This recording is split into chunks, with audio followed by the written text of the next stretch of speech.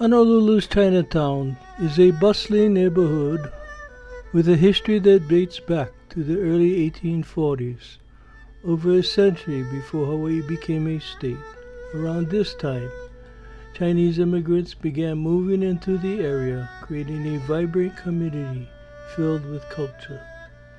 Today, as you walk down the streets of Chinatown, you'll find historic buildings that pay tribute to the area's past. However, you might notice that very few buildings date back earlier than 1900. Why is this the case? It all starts on December 12th of 1899. Chong, a 22-year-old bookkeeper in Chinatown, suddenly fell ill and died. It was later discovered that he had caught the Bubonic Plague. Also known as the Black Death, this disease wiped out a third of Europe's population back in the 1300s. And now, nearly 6 centuries later, it was in Hawaii. That same day, 4 additional victims were identified. The Hawaiian Board of Health immediately placed a strict quarantine on the entire Chinatown district. Days later, after waves of quarantines and emergency regulations, deaths continued to pile up. The Board of Health was scrambling. New Year's came and went. While the world celebrated the coming of a new century, Honolulu did not. Over the ensuing weeks, dozens of buildings were torched, even entire city blocks, all at once.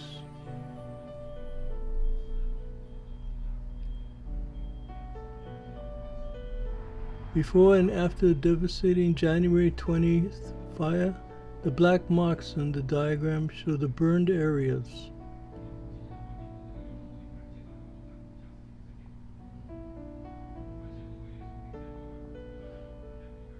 The board had scheduled the burning of a huge swath of northern Chinatown, Block 15, as seen above, for January 20th, 1900.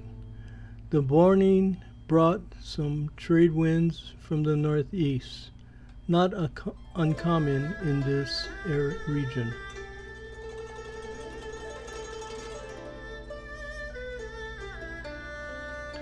To keep the fire from spreading due to the wind, the fire department stationed a handful of fire engines around the area, mainly to protect the sacred Kaumakapili Church, labeled as Church on the map.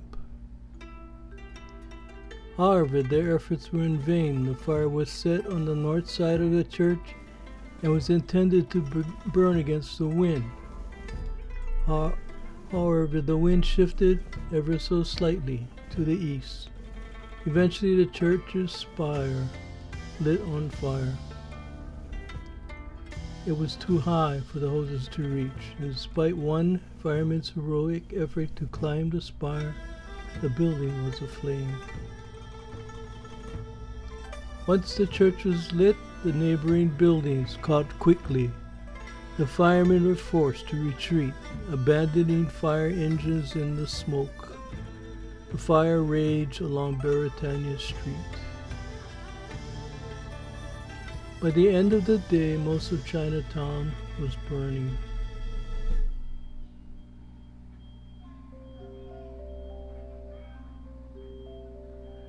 Another important building, the massive Honolulu Iron Works factory, sat in the path of destruction, located on the southernmost corner of Chinatown. The city feared that the fire would spread to the rest of Honolulu if the building caught fire. Dozens of people, firemen and volunteers, stood scattered around the block, buckets brimming.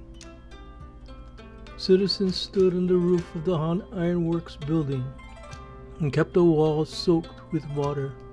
Volunteers stood within the building, ready to douse any flame that might creep in. The nearby fire flared closer and closer.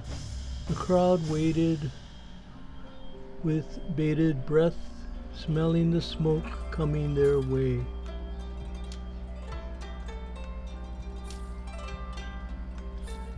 Luckily, their diligence paid off. The fire was deflected, and the corner, bordered by Mauna Kea and King Street, was left largely untouched. That is one of the only areas of Chinatown that survived. When all was said and done, the fire burned for 17 days and consumed 38 acres of Honolulu. Remarkably, no fire-related deaths were reported.